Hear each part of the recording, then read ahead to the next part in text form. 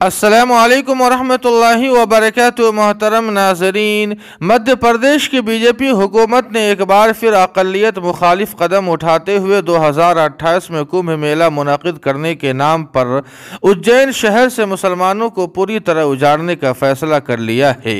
جس کے بعد انتظامیہ نے اجین شہر کے گل مہر کالونی کے مسلمانوں کو فوری طور پر اپنے مکانات خالی کرنے کے احکامات دے دیے ہیں، جس کی وجہ سے مسلمان بہت زیادہ پریشان ہے اور انہیں یہ سمجھ میں نہیں آ رہا ہے کہ وہ اس کھلے ہوئے ظلم و ستم کے خلاف کس سے فریاد کرے۔ آپ کو بتلا دیں کہ بی جے پی کی حکمرانی والی ریاستوں میں اقلیتوں پر مظالم ڈھانے کے لیے بلڈوزر پالیسی ایک عام بات ہو گئی ہے، اور مدھیہ پردیش میں بھی سرکار اقلیتوں کے مکانات کو منہدم کرنے کے لیے بلڈوزر کا استعمال کرتی رہی ہے۔ لیکن یہ پہلا موقع ہے کہ مسلم کالونی کے لوگوں کے کمبھ میلے کے نام پر مکانات خالی کرائے جا رہے ہیں۔ آپ کو بتلا دیں کہ سپریم کورٹ کے سینئر وکیل احتشام ہاشمی اس وقت فیکٹ فائنڈنگ کے لیے مدھیہ پردیش میں موجود ہے، اور انہوں نے اس پر شدید تشویش کا اظہار کرتے ہوئے کہا کہ انہوں نے اجین کی مسلم کالونی کے باشندوں کے زمین کے دستاویزات دیکھے ہیں اور مسلمان یہاں تقریباً 80 سال سے رہ رہے ہیں،